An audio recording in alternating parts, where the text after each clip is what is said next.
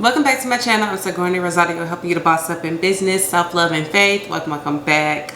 So today we are talking about something that literally just happened this morning. So today is December 15th at the time we're recording this video, and my car got broken into, and I don't know, y'all. I think for me, I always try to extract lessons from different things, and I feel like God has blessed me with this platform, not just for me, but to bless other people. So if there's something that you can take away from it, definitely would want to share it with you. I don't think we go through stuff for us sometimes. I think sometimes we go through stuff so that we can obviously learn from it, grow from it, but after that, it's our duty to share it. So let me kind of walk you through how we got to this point and the craziness of today, and about how good God is on top of all this. So I was out in Atlanta Friday. Was it Friday? No, I was out near my house on Friday. Saturday morning, I went to go do a volunteer, and I parked my car. So my car was parked Saturday night. It's all day Sunday. I didn't do nothing on Sunday, but just chill and relax. So this morning I wake up. Normally I run outside. Y'all know my running schedule for OTS. I run outside Monday, Wednesday, Friday. But today it was 20 degrees. So I was in ChatGPT. I'm like, chat, baby, it's cold outside. And ChatGPT said, as long as you go run one day out the week outside, you're still good. You still can get the same workout on a treadmill. You just have to do the incline higher. So I said, bad, chatty. So I am getting dressed to go to my gym in my apartment complex. I'm getting everything together, and I realized, oh snap, I need to get my headphones. Now I keep my headphones in my vehicle so I don't lose them or I don't forget them, whatever the case may be. So I go downstairs and I unlock my vehicle, go through my vehicle. Immediately I noticed stuff is like disheveled, and I'm like, dang, what was it? At this point it still hasn't clicked. I'm like, dang, what was I going through? I never leave stuff out. Like my glove compartment is down, my the little car console in the center is up. I'm like, what was I going through? Stuff is pulled out all over the place. I'm like, dang, Sig, was you going through it? Did that volunteer stress you out? Like, I'm beating myself up like, girl, you never leave your room like this. You never leave your car like this. Like, I don't do stuff like that. I put stuff back where it belongs. So it still hasn't hit me. And I'm like, what was I going through? And then I reached for my headphones at the bottom of my thing, and I noticed it's missing. At that moment, I knew I'd been finessed. Somebody done finessed me. You know what I'm saying? Then I'm like, oh my goodness. Somebody stole from me. Immediately, I slam my door and I walk immediately to my apartment leasing office. Okay, let me talk to the big boss.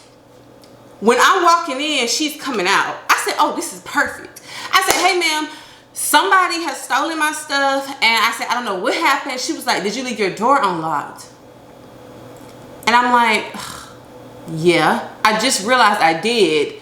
She was like, well, we can't do anything about it. She was like, we don't have cameras on that side of the building. She was like, so I live in a gated community. I do not play. So I'm like, it's a gated community. She was like, yes, but we have teenagers on the next place over who hop the fence at night and go in people's vehicles and steal their stuff. This is not the first time that's happened. She was like, you can file a police report, but we can't do anything for you.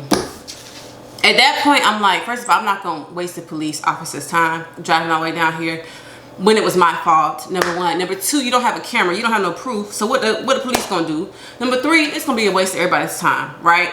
So then I think back to that moment, and I was leaving my vehicle. I remember having so much stuff in my hand, and I thought I did the lock button, but obviously I did not press the lock button.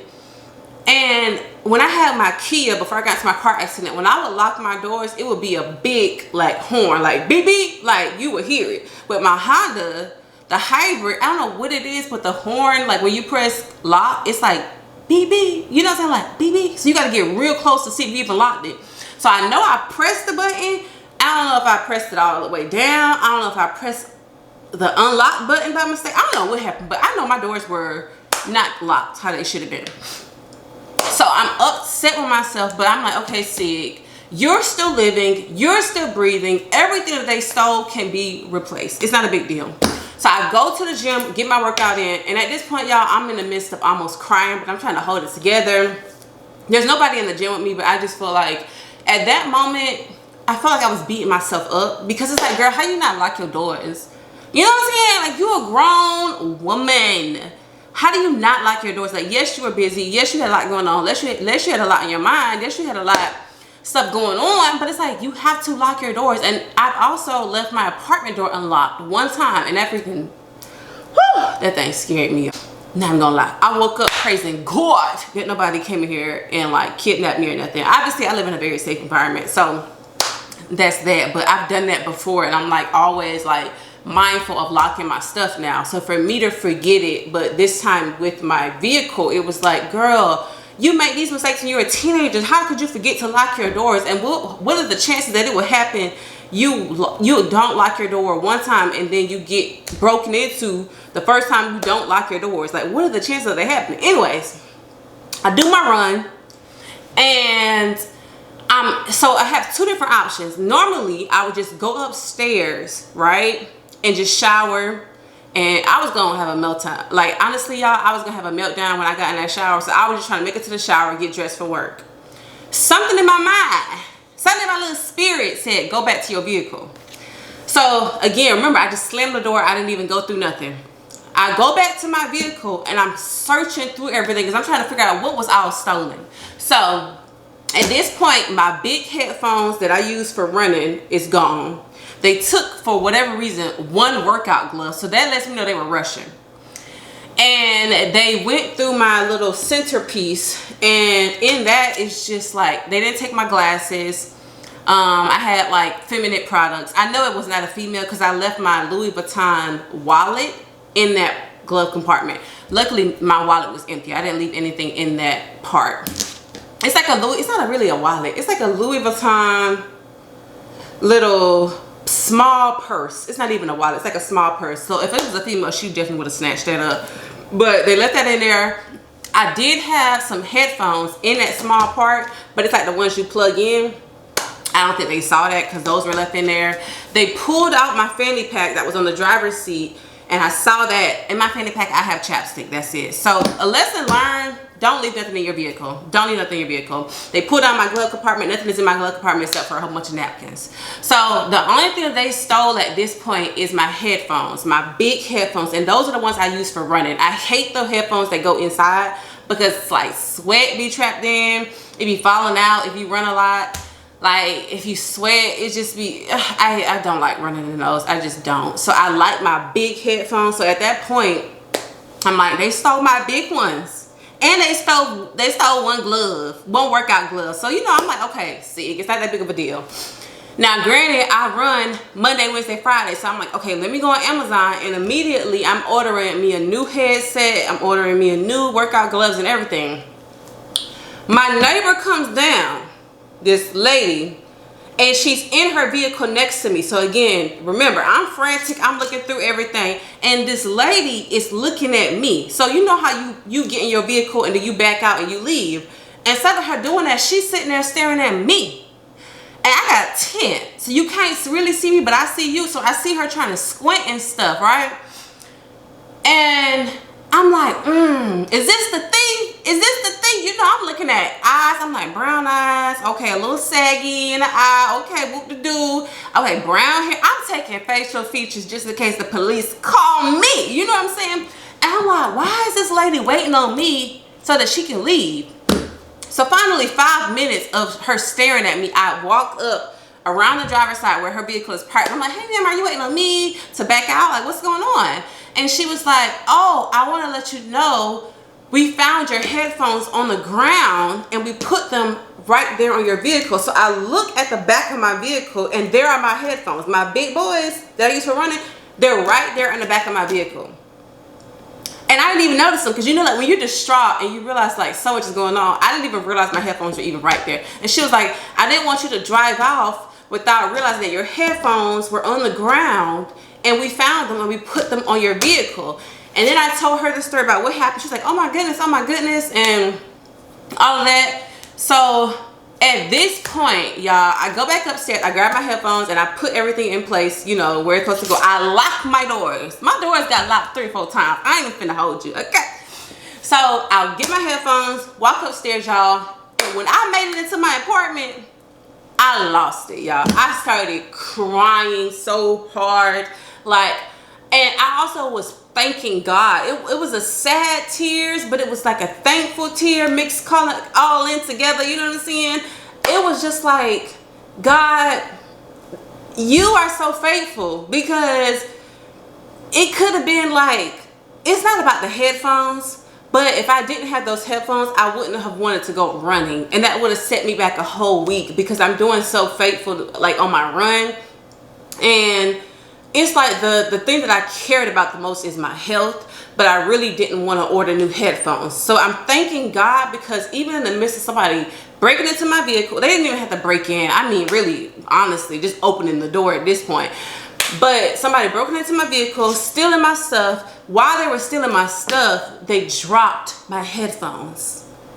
And the fact that somebody saw my headphones and picked them up and put them on my vehicle is just a testament of like God telling me, don't worry about it, friend. I still got you. You still got my favor. You still are blessed. Don't let this little stuff get to you. So let's kind of walk through the lessons that we've learned. I've learned, hopefully you've learned, and let's kind of get through this. So number 1, we learned, baby, lock them doors. Okay? Like, lock them doors. Lock them doors. Number 2, the lesson that I've learned is favor. And again, we talk so much about favor. I feel like it's kind of tossed around, but really, in that moment, it showed me God's favor and his love for me, y'all. Like, it's like, what are the odds that the one time I leave my car unlocked, that it would get broken into, somebody would take my headphones? What are the odds that somebody was running and they dropped my headphones? So they probably stole a whole bunch of other people's stuff, but what are the odds that my headphones get dropped? What are the odds that somebody would see my headphones next to my vehicle, put 2 and 2 together, and put them back on top of my vehicle? That person could have stole it. She could have stole my stuff.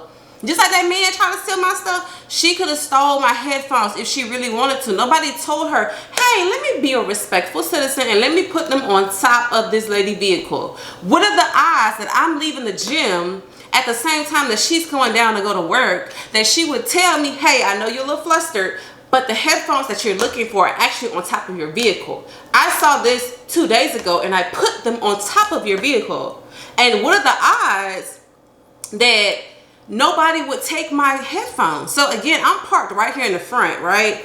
People are passing my vehicle day in, Saturday night, in and out, all day Sunday, in and out, and nobody touched my headphones, y'all.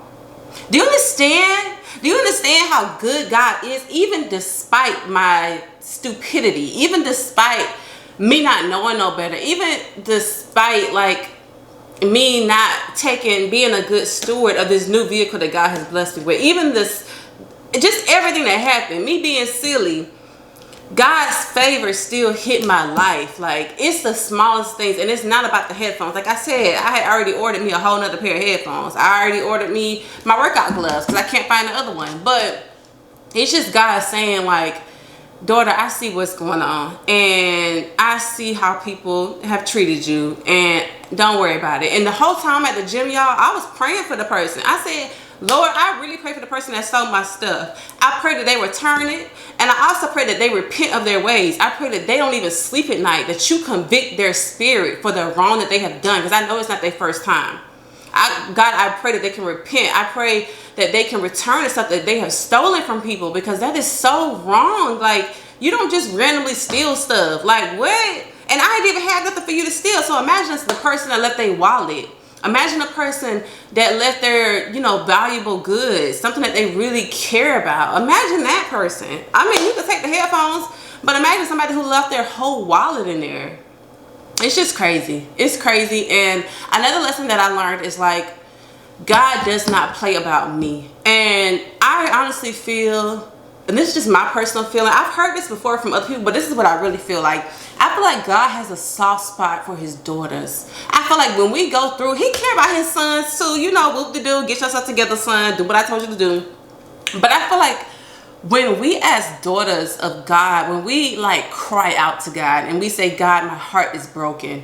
God, I'm hurting. God, this person did me wrong. God, this person did this. God, this person caught an attitude. God, this person stole from me. God, this man broke my heart. I feel like God has a soft spot in his heart for his daughters. He does not play about us. And it doesn't even matter how small, how big, somebody cut you off in traffic, somebody disrespect you. God has a soft spot for his daughters, and he realizes, like, you know what, I don't play about my daughters. Like, my sons, okay, they gonna get it together, but my daughters, oh baby, don't touch them. Especially if you really living with God and you walking with God and you give God the issues and the worries and the cares of your heart.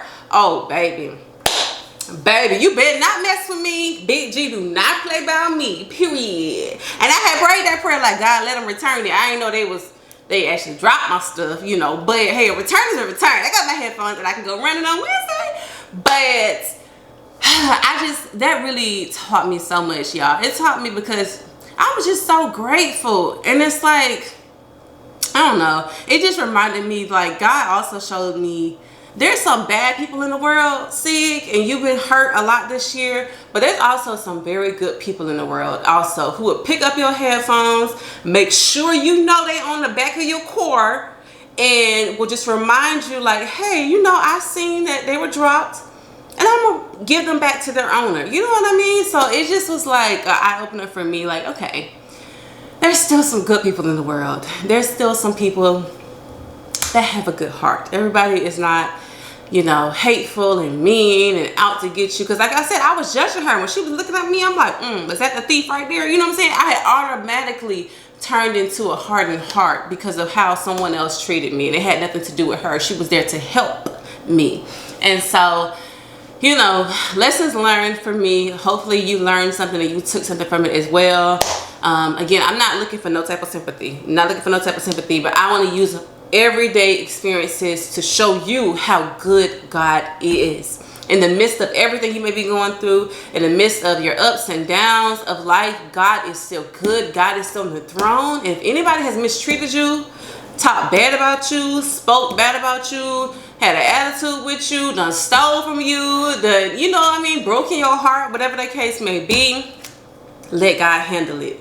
Let God handle it. You give that care, that worry, that doubt to him, and baby, you just sit back. Now, you don't wish evil towards them, but you, Jesus, you deal with them accordingly as you see fit. You know what I mean?